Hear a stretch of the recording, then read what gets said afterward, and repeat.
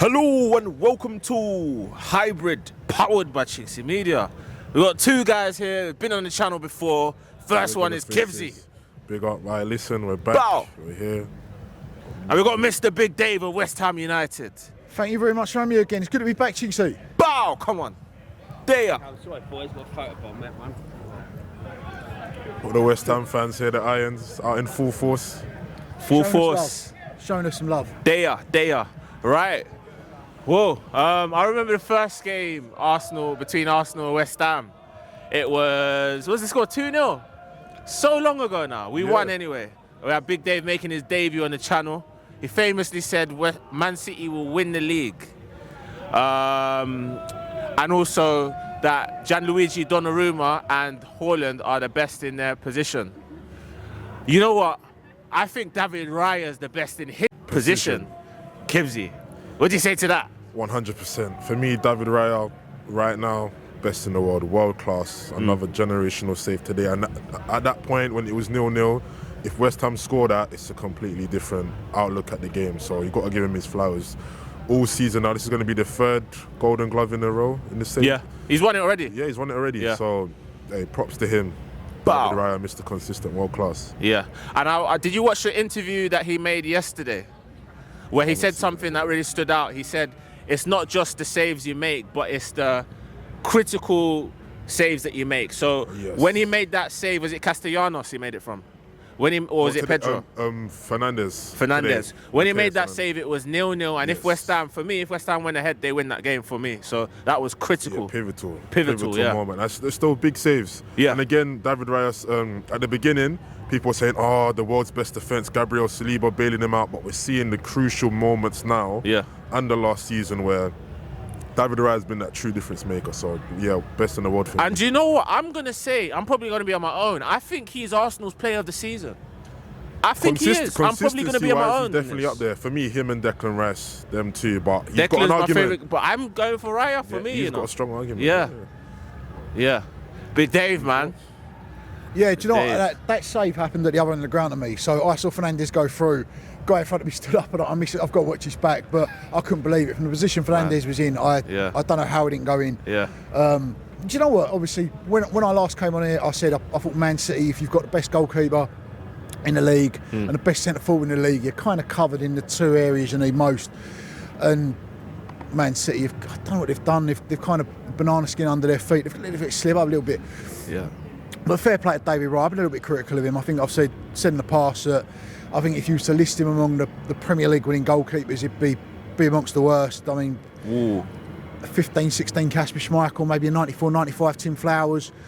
But he has really improved this season, David Raya. I'll give him his flowers for that. I think he's really stepped up a level.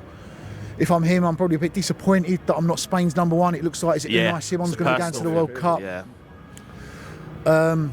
But yeah, I'm going to give David Raya his props. I've got to see this side back, but David Raya has been superb this season, I think, for Arsenal.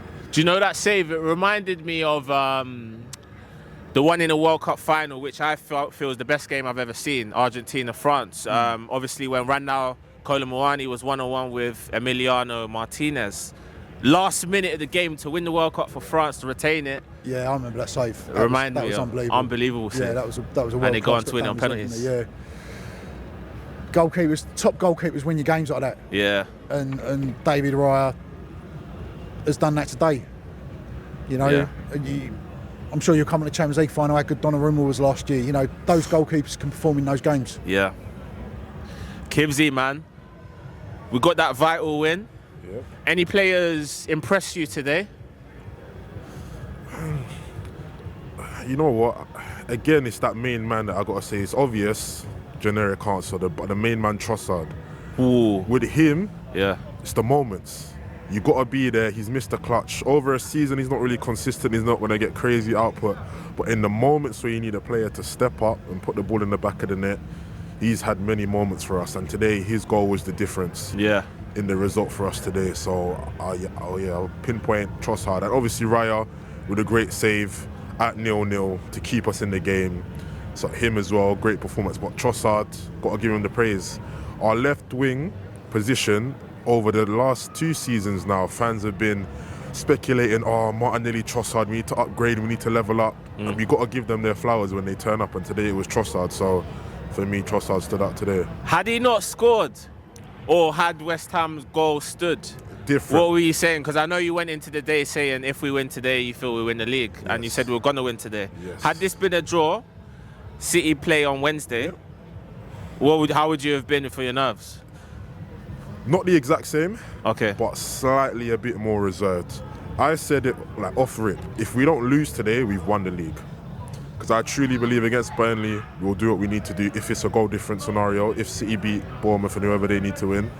And then against Palace, rotated side, I'm hearing if we win the Premier League, they even get a bonus because Eze's won the league. I'm hearing that's in his contract. So they've got so many incentives for that final game to just throw it. They're not going to get relegated. What's your source for that? And I hope it's not tomato mayonnaise. It's not bro. HP. It's not HP. HP sauce, thing, me. bruv. It's the best of the best sauces. We're not talking about Saka's sauce either. Cheese. But trust me, they've got so many incentives to just sit back and relax. They don't need to win that game. Yeah. So as long as we didn't lose against West Ham, I'm like, we've got the league. And the fact that we've won now, even more so, league title's done for me. So no sleep-ups against Burnley, no bottles. Nope. There's a bottle over there. Nope. I mean, where's Tal Rahman now? Yeah, I You don't know? know. Far I don't know cry, where eh? bringing out the bottles at Chelsea away. When they beat us at the Etihad, oh, it's over. Yeah. The Arsenal crumble is happening again. Yeah. Second again. We're not finishing second again. This is the season. We see it over the line. So I'm happy. Okay, Big Dave, man. Nuno, Espírito, Santo. I felt like West Ham have improved since Christmas and given you a real fighting chance of staying up. Can you still stay up? No. I think we'll put the kibosh on that.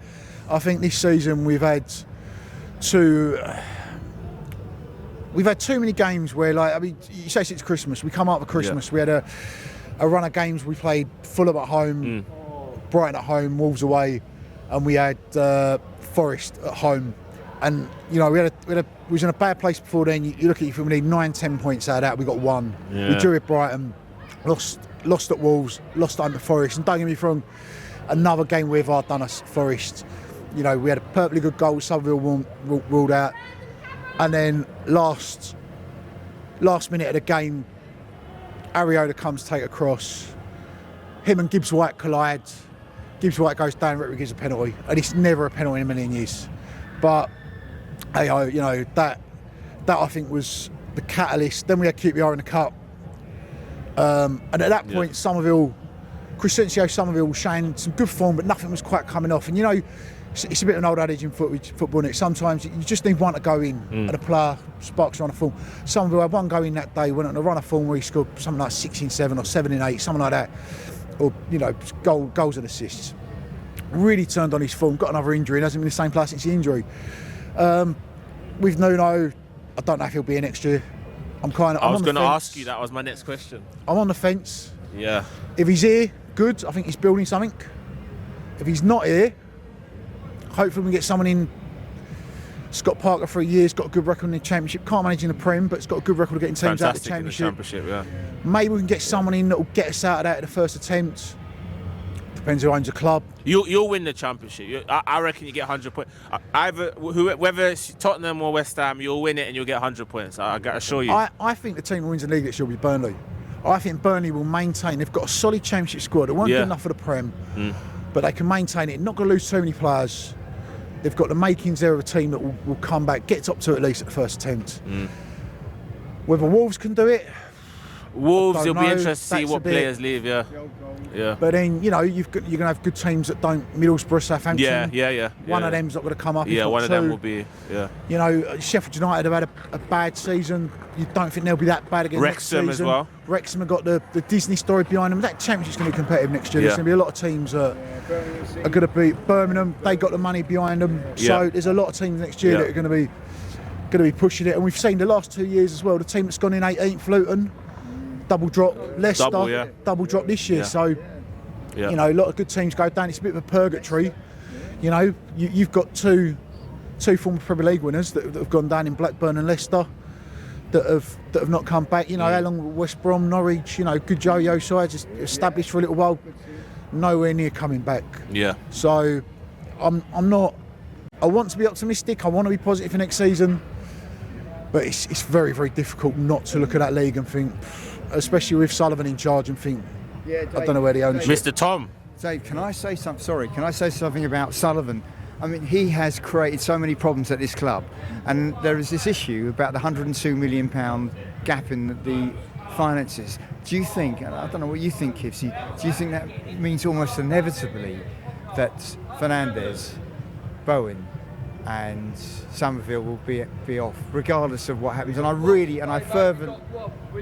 fervently hope that you stay up. Sam, come on. Can I say something? Trying to film Sam. Oh, sorry, mate. Yeah. Go ahead. Anyone got any bugle? Sam, come on, going on. Sorry, mate. Up the hammers, mate. Cheers. I'll be Amos, thank you, mate. Putting my editing skills to the test. What were you saying, Tom? Sorry. So, Sullivan, £102 million. Regardless of what happens, I was listening to in the BoardRoom this week, excellent podcast by Christian Purslow. Very good. Christian Purslow, former Liverpool, Chelsea and Villa CEO, and Henry Winter, this esteemed journalist. And Purslow was explaining that even if we sell £100 million worth of players, £150 million, however you might want to, because of the way the deals will be structured, they'll be paid over 3 years, we'll only get a third of that. So we might get 50 million or 60 million in cash. We've already mortgaged against next year's Premier League. Yeah. We've taken that as a payday loan. So we haven't got next year, and we've lost half of that because obviously we're getting a parachute payment, not the full whack. So we're in a very dark place. The only way we can get out of that mess is shareholder funding, which is going to mean Křetínský and Sullivan cover it. Křetínský's bought shares, to the best of my knowledge, has put no money into the club in terms of investment. Sullivan has only ever put money in terms of loans. He's never put money. It's always come with interest as well. He's never put an interest-free loan in. He's making money out of the club, irrespective of his position. Yeah, he's taking. Exploitative, isn't he? And predatory. So, whatever happens next year, we're going to start from a bad place financially, and we've got to try and dig ourselves out of it. It's not a point deduction, but for where we're going to be in terms of like trying to rebuild the squad, it might as well be. I'm desperately sorry. I really am. I mean, I think this is, West Ham United is a wonderful institution in East London. It's loved. They're a really popular club. I'm saying that as an Arsenal fan because I live in East London and I also love the O's over there. But I'm just heartbroken by what's going on. And it's years of being poorly run. We were saying earlier, 10 years ago, almost to the day, the last game against Man United, I went to the game, didn't actually get in, and I felt that the soul. Oh, the 3-3 game? 2-2. 3-2. It's the last game at Upton Park. Yeah, I remember that with Andy Carroll and that. Yeah. Winston Reid. Yeah, Winston Reid, that's the throwback player. Yeah. Payet was. Antonio Reid. Yeah. Sacco, I think, got the other one. Yeah. Diafra Sacco. Yeah. It was so sad, and you felt like the soul was being ripped out of the club in the same way that I feel that when we left Highbury, that something was lost in terms of the spirit of the club. And naming a stadium after an airline owned by a semi-feudal dictatorship in the Middle East, ridiculous, isn't it? But yeah, I just feel so sad. Really, sorry. But I mean, what do you think, Kivzyy, about the situation at West Ham yourself? What do you think? Yeah, from my brief knowledge, obviously not being a West Ham fan, but from what I know, I remember the days when they were up at Upton Park, and just the design of the London Stadium right now, far further away for fans next to the pitch, the atmosphere doesn't really feel like a football stadium, so to speak. So I understand that on the fans' point of view and experience, to where it's like you've lost that soul. Upton Park all those years, come now into this new modern stadium, and it's just not the same feel. So. The grand design hasn't worked out very well, has it? It's a fantastic stadium for athletics. It's a fantastic stadium for concerts and monster trucks and baseball and everything else they've hosted here. It's been amazing, but sadly not for football. It was never designed for football. Obviously, when Man City had the Commonwealth Stadium, then became the City of Manchester, the Etihad. That was built in a way that it was designed so the running track could be removed and it could be converted in, and they've got what they've got today. For us, Co said he wanted the athletics legacy, and unfortunately, everyone bears the cost of that. We bear the cost of it in terms of our football experience and our matchday experience, and the taxpayer bears the burden of the fact that they've had to take taking a loss. A loss. They're losing a lot of money on every month, and it's going to get worse because obviously we pay half as much next year. Our rent drops, I think, from just over 4 million to just over 2. For the cost of that, they've still got to pay the stewarding, they've still got to pay the policing costs that are associated. And obviously, if you're West Ham, we've got no reason to close any of the ground and reduce stewarding costs. There's no incentive to it. So we might as well just keep selling tickets wherever we can, however we can, because we don't bear the burden of the financial losses. You know, obviously when Leeds went down, they spent a little while out of the Premier League. At one point, and they closed part of their stadium. I think they conveniently forget about that now. They're back in the big time and they're talking about expanding their stadium. But they had to close parts of their ground for a while to save costs, and we're not going to have that.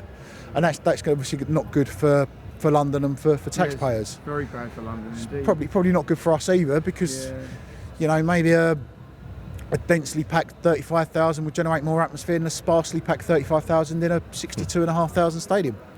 It's just a shame, isn't it, when you think that Upton Park was sold for what, £38 million, which you could barely buy a journeyman midfielder with that. I mean, that's such short-termism and greed. In terms of the Arsenal, guys, what are your opinions about these next 2 games? Do you think Arsenal are going to win the title? Oh no, Tom. So you don't sound like you think we're going to win the league. Yeah, that way you said that. Tom, you still very wary of Man City. You want to die on What that hill, really? Yeah, I'm still, but I think possibly, but I'm going to wait because you just don't know, do you? It's still very edgy. Interesting. Look, I think it all depends on this Crystal Palace game. What sort of team Palace put out? What do you guys They'll think? beat Crystal Palace. I'll just say now, congratulations, Arsenal, 2026 Premier League champions. It's been too long, man. Because, you know, Burnley are, like I said, I think they'll be favourites for me to go up next year. I think they're a very good championship side. I think they'll do well in that division. They are not anywhere near close to competing with a club like Arsenal at the Emirates. That's got 3-0, 4-0, 5-0 written all over it, depending how ruthless, you know, Arsenal want to be. And Palace, you know, if you're Crystal Palace, you don't care. You've lost interest. You're safe in the league. You've got a European Conference League final. Look, I've got a soft spot for Palace. Good luck to them. I hope their fans go and have the same memories that we had in Prague when they go to Leipzig. They're not going to care. They've got their flights booked, their hotels. They're counting down the days for that one. And if you're Palace, you don't want to risk an injury. You don't want to risk. You're not going to risk anyone that's going to play. Basically, you're probably going to drop your first 15 or 16 players and play the 21s. And anyone who wants to complain about that, you know, what would you do in that situation? You know, if you've got a Conference League, a big European final, first European final in your club's history, do you really care who wins the league?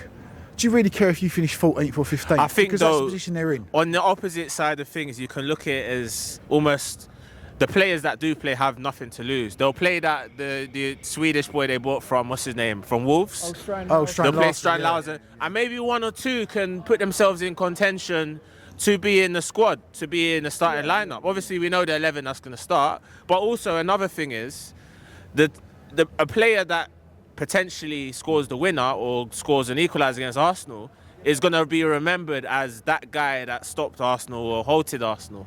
So there's, you know what I mean, on that side of things. Obviously, I expect us to win, but I'm just playing devil's advocate here.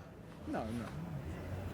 I can see where you're coming from, but I don't think Oliver Glasner risks it.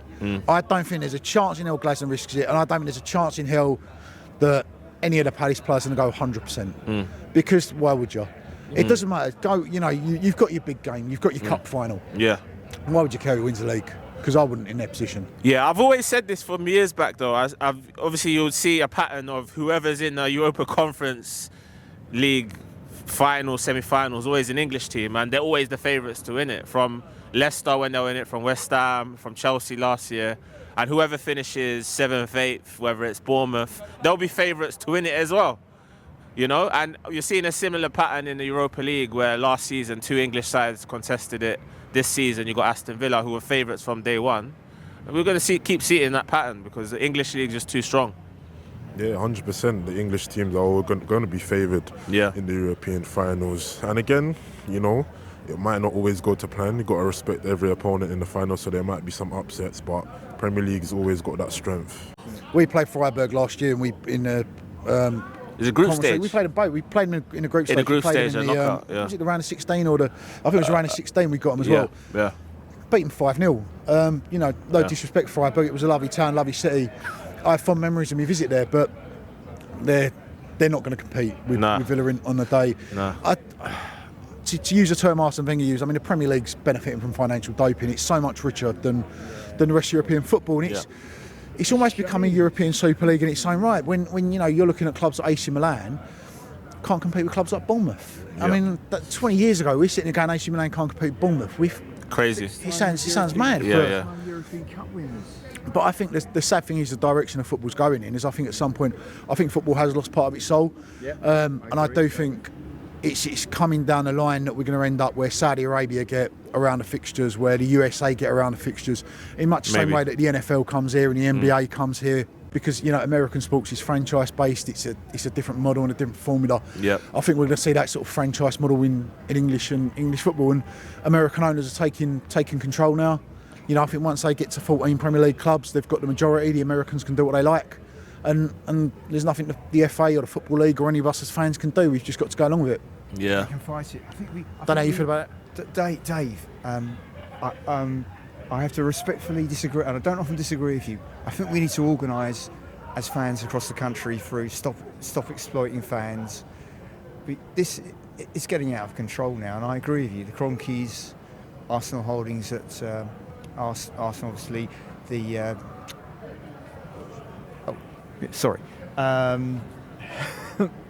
Fenway Sports at Liverpool. Bill Foley at Bournemouth. These people are only interested in profit and making money, and you're seeing how the fans are increasingly divorced from the clubs and detached from the club, and that's reflected in the cost of admission prices, which we were talking about earlier, and the cost of all the merch.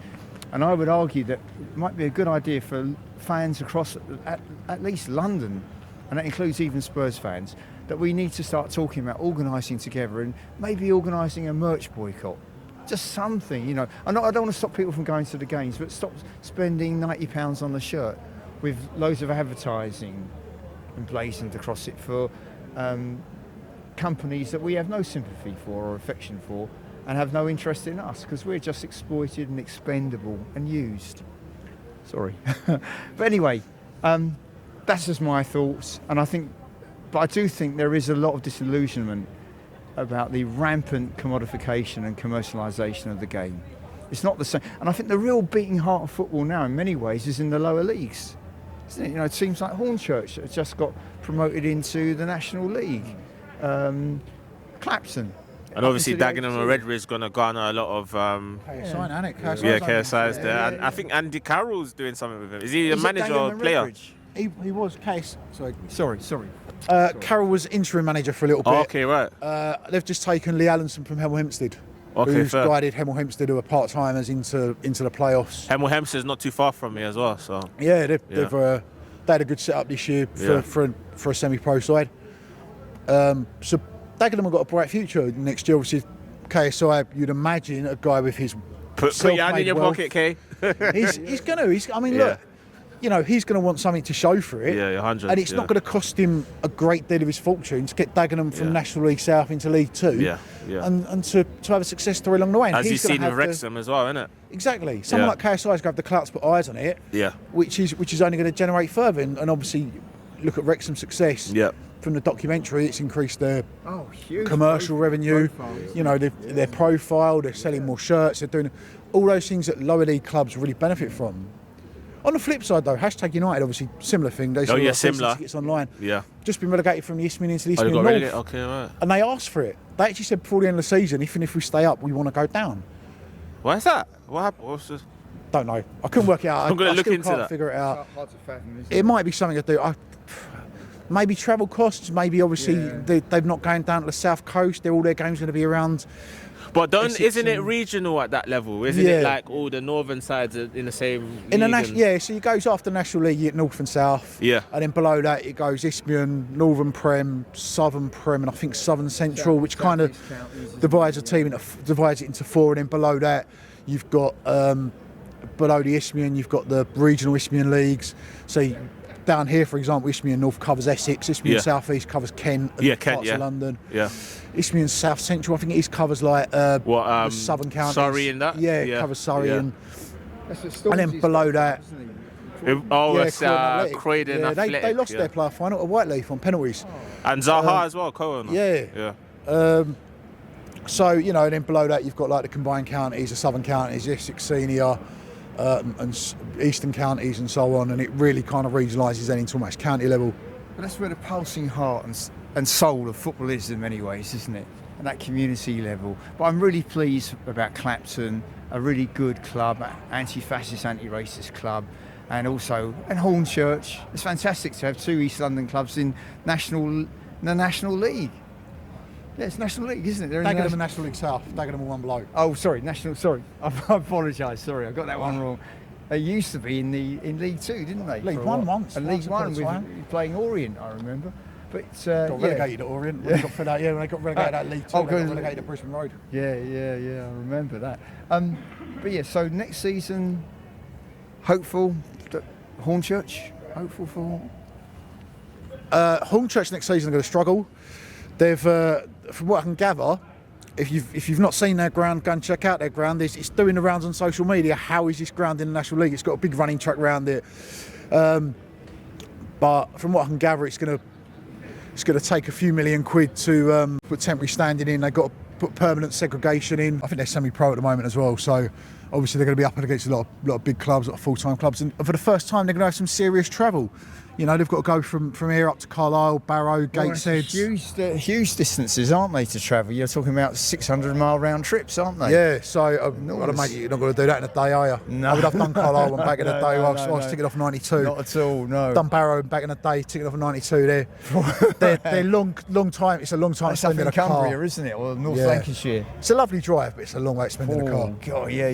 Can only imagine. So, talking, I think that it's so important that people don't overlook the lower leagues and not talk about them in a contemptuous way, because that's the strength of our football, isn't it? In many ways, don't you think so? And the under-21s and all the people that are involved with these clubs that contribute to them. A lot of them give their time for nothing, don't they, as volunteers?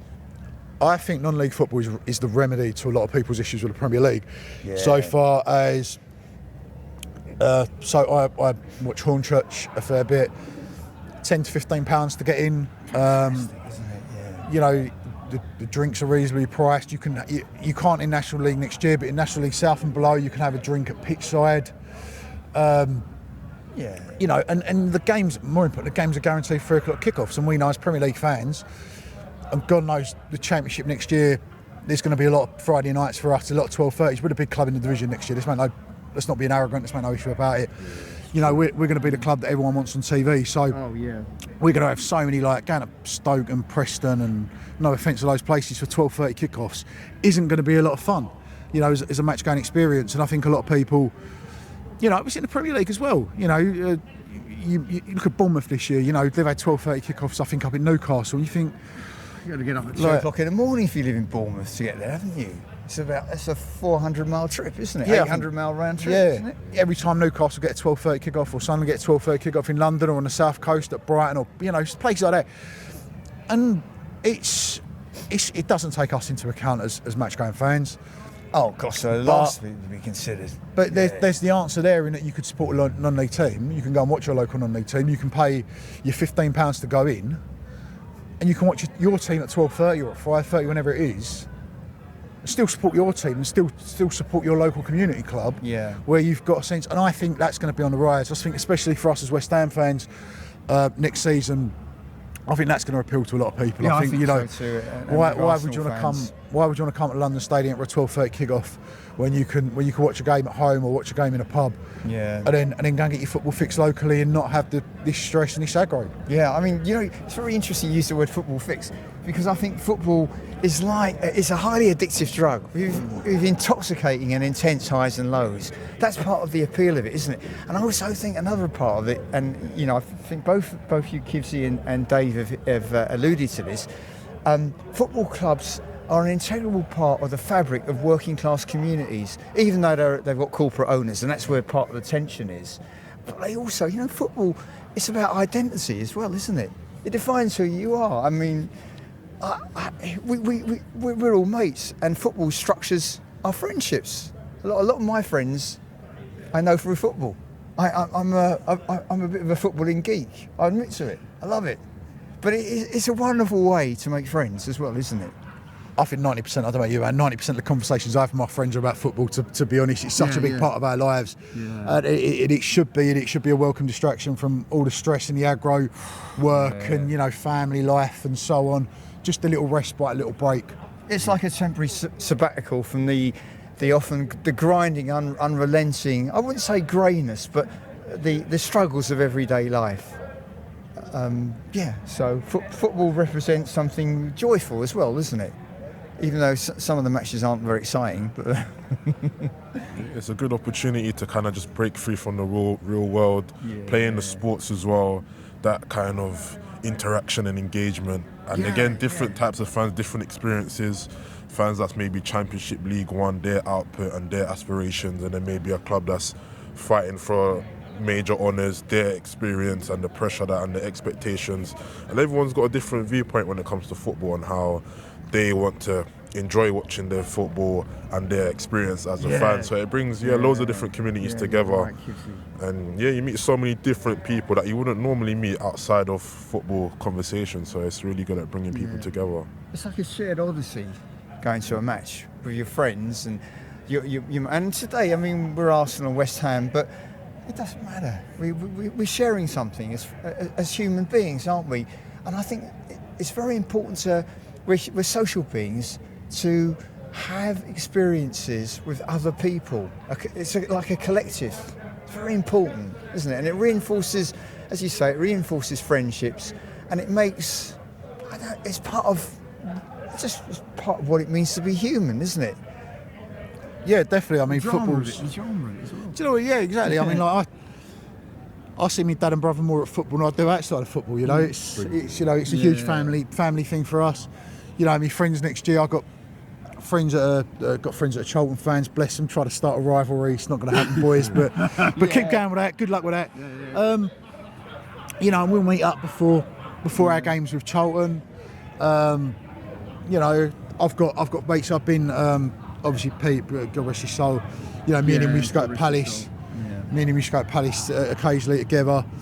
You know, I've got another mate who's a Palace fan. I still see. I've been to a couple of Palace games this season with him in the Conference League.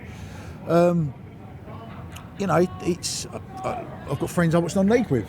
You know, it's such a big thing for me socially. Obviously, I don't drink. I'm teetotal, so I don't go don't do the whole pub thing and all that anymore. And that's my way of getting out and socialising. And I think football, in that aspect of things, represents such... It's a social and emotional force in our lives, isn't it? We structure friendships around it.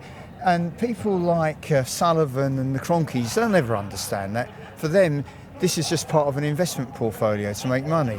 But for us, this is... I mean, we phone each other up before the game. We're talking about our arrangements, where we're going to... I know this is... I mean, football is that structure to where once you have your club, you have that bond. Football's never ending. The club's going to be here. It was here before you were here. It's going to be here after we're here. So it's a continuous cycle. It's a family. Continuity, and we're like a family, and we're all mates. I mean, West Ham, Arsenal, it doesn't matter.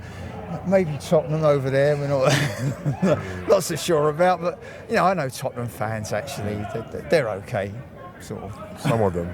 Some of them, yeah. I think most fans. The one group of fans I don't. The Millwall fans who don't go to games, right? The Millwall fans who are like, who just want to attach themselves to that club's reputation with no real interest in football. They're the only football fans that I find really intolerable. Everyone else, I can find common ground with and break with. But the ones who celebrate violence, and you know, you get those people that talk about an incident 20 years ago when it kicks off between, say, Birmingham and Millwall. I just think that's horrible. It's like something that they wear it as a badge of honour to talk about incidents of football hooliganism. We want to move away from that. That romanticisation of violence. It's horrible, isn't it?